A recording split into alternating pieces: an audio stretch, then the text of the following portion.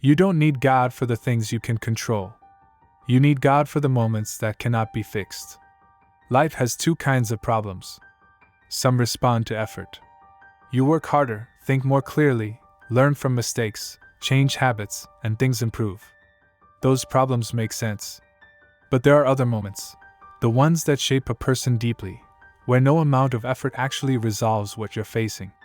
You can analyze them endlessly and still wake up with the same weight in your chest. These are the moments where God stops being an abstract idea and becomes a necessity.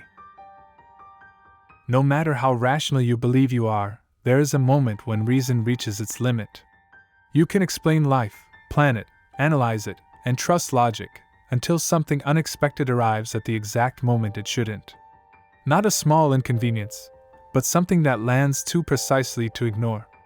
An accident you narrowly avoid. A meeting that gets cancelled and saves you from the wrong path. A delay that feels like bad luck at first, then later reveals itself as protection. In that moment, even the most rational mind pauses. Not to abandon reason, but to recognize that some events don't feel random. And when that happens, the question of God doesn't come from tradition or belief systems, it comes from experience. Take grief. Not disappointment or sadness, but real loss. The kind that comes when someone you love is suddenly gone. Logic cannot explain why it happened. Time does not remove the absence. People say, "Be strong," or "Life goes on." But none of that answers the silence left behind. Without God, grief has nowhere to rest. It stays heavy and unanswered. With God, the pain does not disappear, but it becomes bearable. You are no longer alone with it. You can cry without collapsing. You can remember without breaking. That kind of strength does not come from psychology or discipline. It comes from presence. Think about betrayal. Not small conflict, but betrayal that breaks trust at its core. A partner who lied, a friend who turned against you, a family member who crossed a line that cannot be uncrossed. Understanding why it happened doesn't remove the anger. Time may soften it, but bitterness stays close. Without God, forgiveness feels like injustice, like letting the other person walk away untouched. God makes forgiveness possible without denying harm. You don't forgive because they deserve it. You forgive because you were never meant to carry that poison for the rest of your life. Then there is guilt that cannot be undone. Real guilt. Not regret, but knowing you caused harm and cannot reverse it. An apology helps, but it doesn't erase the past.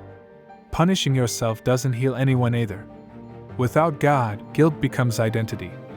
You begin to define yourself by your worst moment. God introduces redemption, not as denial, but as transformation. You are not your worst act. Without God, that idea sounds unrealistic. With God, it becomes the only way forward. There is also fear that planning cannot remove. Fear of losing control. Fear of illness. Fear for your children. Fear of the future. You can prepare, save money, and make plans, and still feel the same anxiety at night. God does not promise that nothing bad will happen. He promises presence when it does.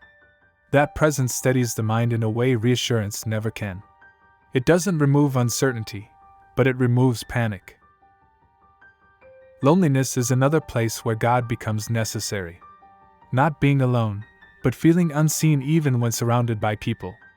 Relationships help, but they have limits. People misunderstand. They get tired. They leave. God offers a relationship that does not depend on performance, usefulness, or strength. You are not valued for what you produce, but for who you are. That kind of acceptance cannot be replaced. God also becomes essential when doing the right thing costs you something real. When honesty risks your job. When integrity costs comfort. When values make life harder instead of easier. Without God, values become flexible. You start justifying small compromises until they quietly shape your character. God provides a fixed point, a reason to choose what is right even when no one is watching and even when it hurts. There are moments of suffering that have no explanation. Illness without reason. effort that leads nowhere, doors that stay closed no matter how hard you knock. Without God, suffering feels pointless. With God, suffering is not good, but it is not wasted. It shapes patience, humility, empathy, and depth. Pain doesn't become meaningful because it is pleasant, but because it has a place in a larger story. And then there is death, the one certainty nothing else resolves. Without God, death ends meaning. Everything eventually disappears. With God, love still matters. Choices still matter. Life still matters. God is the difference between existence and meaning. You don't need God to explain everything. You need God because some things cannot be explained. You don't need God to avoid pain. You need God so pain does not destroy you. You don't need God to succeed. You need God so success does not become empty. God does not replace effort. He replaces despair. He does not remove responsibility. He removes unbearable weight. Without God, you carry life alone. With God, you carry only what was meant to be yours. That is why God is not optional. He is not an accessory to life. He is what remains when nothing else works. If this message spoke to you, not in a loud way but in a quiet, honest one, then you're not here by accident. This channel exists for moments like this, moments where life feels heavy, confusing, or unclear, and you're looking for meaning rather than noise. On this channel, we talk about discipline, faith, purpose, and the inner strength it takes to keep going when answers are not obvious.